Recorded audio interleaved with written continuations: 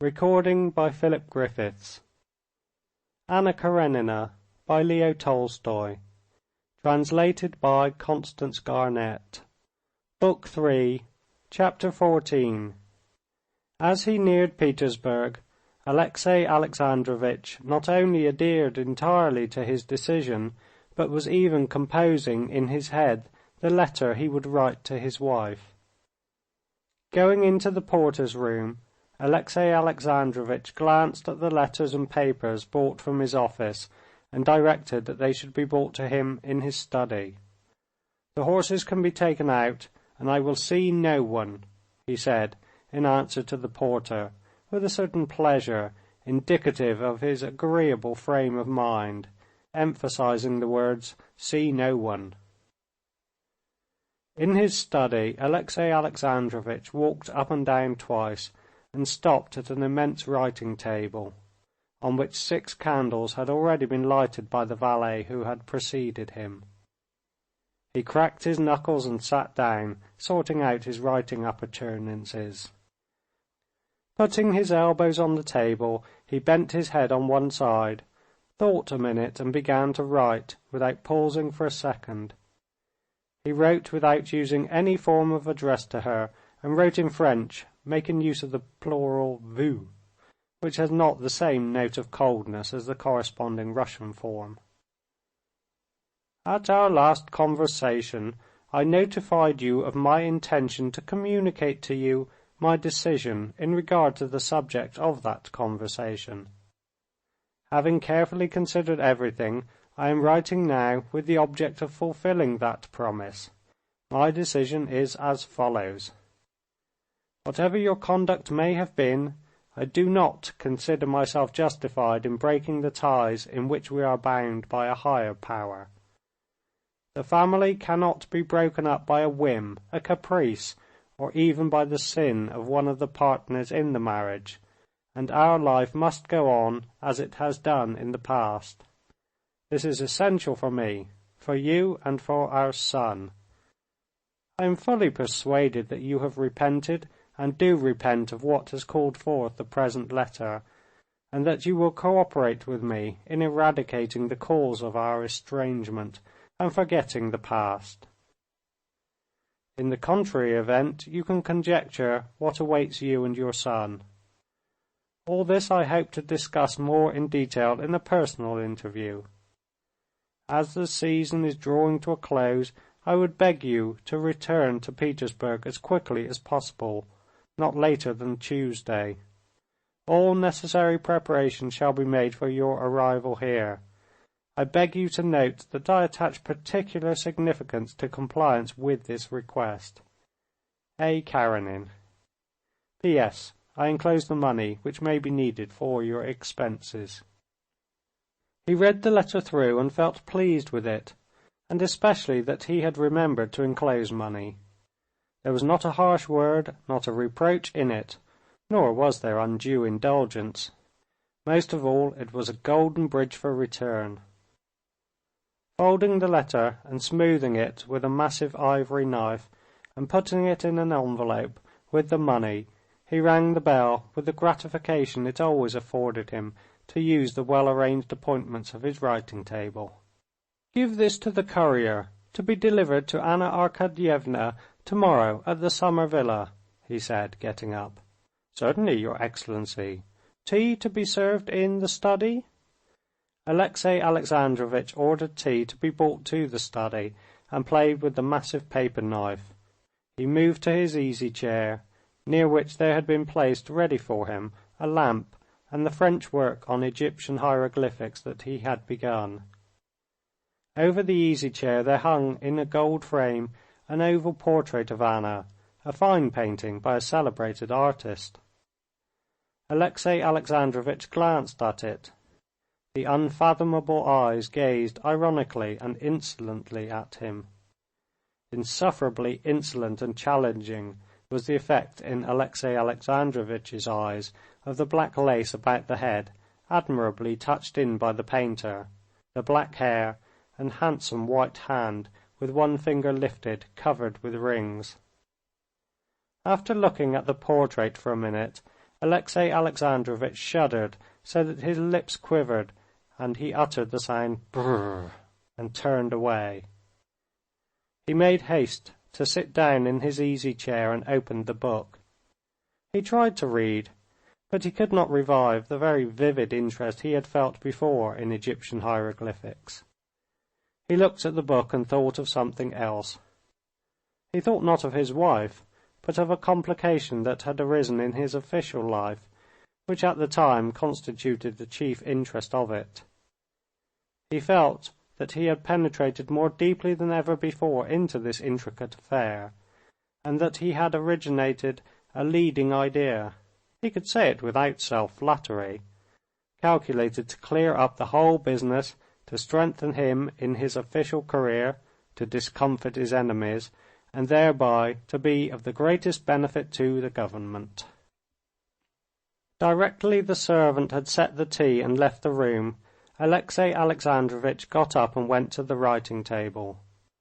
Moving into the middle of the table a portfolio of papers, with a scarcely perceptible smile of self-satisfaction, he took a pencil from a rack and plunged into the perusal of a complex report relating to the present complication. The complication was of this nature. Alexey Alexandrovitch's characteristic quality as a politician, that special individual qualification that every rising functionary possesses, the qualification that with his unflagging ambition, his reserve, his honesty, and with his self-confidence had made his career, was his contempt for red tape, his cutting down of correspondence, his direct contact wherever possible with the living fact, and his economy. It happened that the famous commission of the 2nd of June had set on foot an inquiry into the irrigation of lands in the Zararsky province, which fell under Alexey Alexandrovitch's department, and was a glaring example of fruitless expenditure and paper reforms. Alexey Alexandrovitch was aware of the truth of this. The irrigation of these lands in the Zararsky province had been initiated by the predecessor of Alexey Alexandrovitch's predecessor, and vast sums of money had actually been spent and were still being spent on this business, and utterly unproductively, and the whole business could obviously lead to nothing whatever. Alexey Alexandrovitch had perceived this at once on entering office, and would have liked to lay hands on the Board of Irrigation. But at first, when he did not yet feel secure in his position, he knew it would affect too many interests and would be injudicious.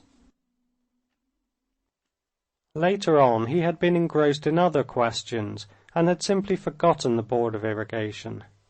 It went of itself, like all such boards, by the mere force of inertia.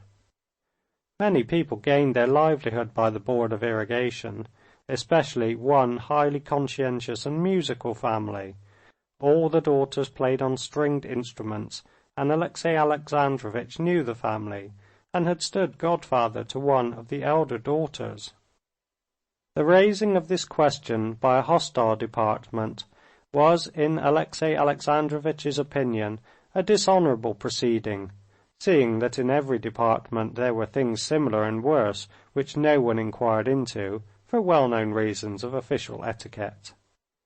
However, now that the glove had been thrown down to him, he had boldly picked it up and demanded the appointment of a special commission to investigate and verify the working of the Board of Irrigation of the lands in the Zararsky province. But in compensation he gave no quarter to the enemy either. He demanded the appointment of another special commission to inquire into the question of the Native Tribes Organization Committee. The question of the native tribes had been brought up incidentally in the commission of the 2nd of June, and had been pressed forward actively by Alexey Alexandrovitch as one admitting of no delay on account of the deplorable condition of the native tribes. In the commission this question had been a ground of contention between several departments. The department hostile to Alexey Alexandrovitch proved that the condition of the native tribes was exceedingly flourishing, that the proposed reconstruction might be the ruin of their prosperity, and that if they were anything wrong it arose mainly from the failure on the part of Alexey Alexandrovitch's department to carry out the measures prescribed by law. Now, Alexey Alexandrovitch intended to demand, first, that a new commission should be formed which should be empowered to investigate the condition of the native tribes on the spot. Secondly, if it should appear that the condition of the native tribes actually was such as it appeared to be from the official documents in the hands of the committee, that another new scientific commission should be appointed to investigate the deplorable condition of the native tribes from the 1. Political, 2. Administrative, 3. Economical, 4. Ethnographical, 5. Material, and 6. Religious points of view. Thirdly, that evidence should be required from the rival department of the measures that had been taken during the last 10 years by that department for averting the disastrous conditions in which the native tribes were now placed.